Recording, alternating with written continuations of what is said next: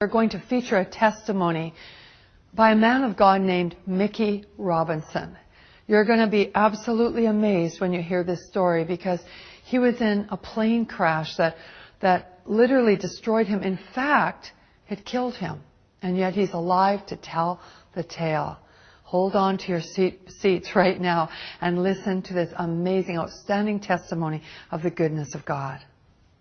I'd never met anybody who ever told me about anything personally knowing God or anything supernatural other than historically what I knew from stories from the Bible.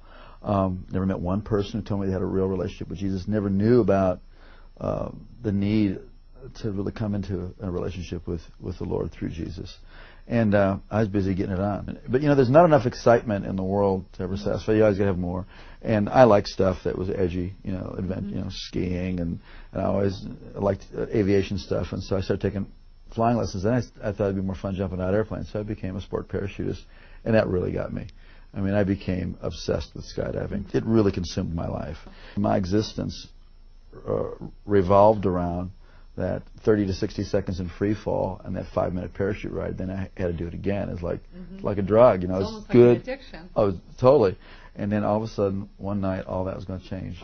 Shortly after takeoff, I don't really recall much because I was kind of dozing off, sitting next to the pilot, or actually sitting on the floor next to the pilot where we moved the seats in this new aircraft.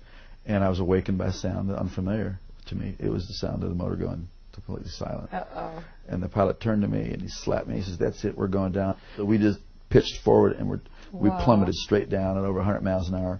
And what was seen out of the cockpit, and this was told to me, I don't recall this, but we were going straight to the ground and we're headed right towards a gigantic oak tree. We did hit that tree going, like I said, over 100 miles an hour, and my face stopped my body going 100 miles an hour. So then the airplane cartwheeled on its wings and slammed into the ground. If you see pictures of the aircraft, it doesn't look like anybody could survive this.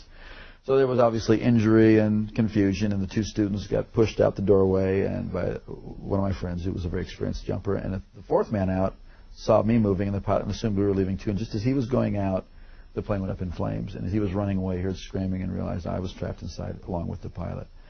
And this brave man who was my friend and went back in the plane and saw me trying to escape where the wing had been torn loose from the airplane. But I was stuck, and by something on my equipment or my clothing was caught, and I was soaked with fuel, and it was on fire from head to toe. Wow. And just like you see in movies, a person whose whole body was engulfed in flames. And this is where God did the first miracle. This man grabbed a hold of my parachute harness and with his bare hands tore that loose. It's 2,000 pounds tensile strength in each one of those straps. Wow. Pulled so hard he pulled his thumbs out of his sockets. Dragged me away from the plane and slapped the fire out. It kept reigniting, and then he tried to go back for the pilot, and he couldn't. He was burned alive. Well, they rushed me off to the hospital. Obviously, it was horrible, and they rushed me off to the hospital and saw that I sustained very serious injuries. I had a brain injury. I had burns over a large portion of my body. I had to find out my eye was blind, my right eye was blind, and, you know, tremendous cuts and, you know, this shock of, you know, that crash. They told my family I was going to die. They told my sister to come that day because I wasn't going to be there in the afternoon. I had an experience I had never heard about. Never heard anything like this. As I was laying there in that condition, just racked with pain and discomfort in every way possible, suddenly my inner man, the real me, my spirit, sat up out of my body, and I could feel my legs go through the springs of the bed. Wow. And my spirit came out of my body as if you would take a glove off your hand. And instantly, I was in the spiritual world. Instantaneously, I knew this was the real world. And this man that I was seeing was the real me. Now, when that happened, were you aware of any pain still? Or no, I was totally completely separated from the pain and the carcass. Completely, no. And I didn't even remember turning around and looking. I mean, I was transferred immediately into a spiritual dimension. And everything about the spirit world is more real than this world. The colors are brighter. The edges of everything are sharper. The emotions are just enhanced. They are clear. And instantaneously, the thing that really struck me the most was there was a complete absence of the awareness of time. Everything in this world is relative to time. You know, you got up this morning, you'll go to bed at night. Something is old, something is new, it will get old. Something is born, it will die. Everything in this plane, in the physical plane, in the natural plane, is relative to time. But everything in the spiritual plane is relative to eternity. So what had been natural to be aware of time was totally gone. And I was totally aware of eternity. It is shocking. It is stunning to be conscious and to know what eternity is. Also, logic and reasoning doesn't happen there. based on the sum total of all my intelligent thoughts that I've learned, I had a death and I'm in the spirit world. It's like you just know that you know that you know. It's like having a revelation constantly, and it was incredible. And I knew I was traveling. I could feel that I was traveling. And as I looked ahead, there was this pure white light. It was whiter than the whitest snow and brighter than 10,000 suns. And yet I could look right at it, and it was compelling. And it was like I was being towed. I'm being towed like a tractor being. And as I was looking, I could feel this anticipation. Wow. But then simultaneously to that, on my right side, I could feel something, and I looked, and there was this blackness sweeping. Now this blackness, as I looked at it, instantly I was aware of its complete nature. It was eternal, like I was experiencing eternity. It was without any matter. It was without any life. It was void, and it was forever non-negotiable, cut off from the source of all life. And the more that I looked at it, the faster it would sweep. And the more that occurred, the more intense the feeling of the nature of being cut off and sealed forever and separated. It is horrific. You would not. I used to never be able to stand to be near anybody who could say go to hell after that, because you wouldn't want the worst person. You wouldn't want Adolf Hitler, Bin Laden, Saddam. You wouldn't want any human being to ever go in there. It was so horrible. And as that was sweeping, it got down to, it was eclipsing this light. So there was just it was like you're in a room and you close the door, a dark room, and there's a little space between the door and the door jamb. It wasn't a doorway. This was a real place that I was seeing and that I was feeling. And as it was closing, it was eclipsing. And now I'm standing on the very edge, the precipice of eternal separation. And I scream out of my spirit, I'm sorry, I want to live. Give me another chance. And just before that was to close, I was standing in the presence of Almighty God. Whoa. And instantly I knew I would never die for eternity.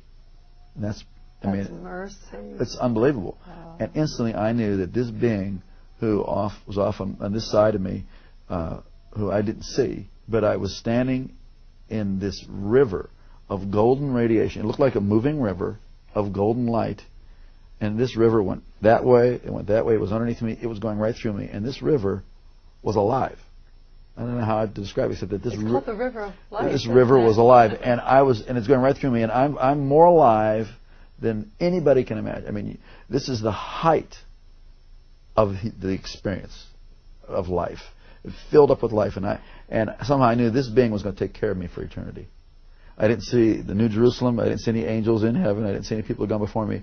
This was the max. So I was so filled with just the love and all of God's majesty, all of His authority, all of His love, everything was just flowing through me. I was like vibrating, like a tuning fork, the very essence of God's nature. But when God spoke to me, and not in a language like you and I are talking now, but the knowledge of His purpose, the word of His purpose, came in through that same light. And I was taken back to the same way I was like being reeled in like a kite, and I went down through space and time, this dimension. As my spirit settled into my body, and I could start to hear out of these ears and see out of this eye, I came to, in the room materialized, kind of like they beam up on Star Trek. Right. And I heard myself speaking in this beautiful language that I had never heard anybody talk about before. It's a heavenly language. You know, it was a beautiful language. And when my brain turned on, I thought, what in the heck is this other language? And I was no longer, the person who was dying and dead was no longer, and I was born again and filled with the Holy Ghost. I never heard about that. You know, for years I wondered, what was that blackness, and why did it sweep down to where it was just a sliver, like about a half inch of white light? And years later, God revealed it to me. It was really a historical record of my life. That for all the years that I had lived, I was in darkness.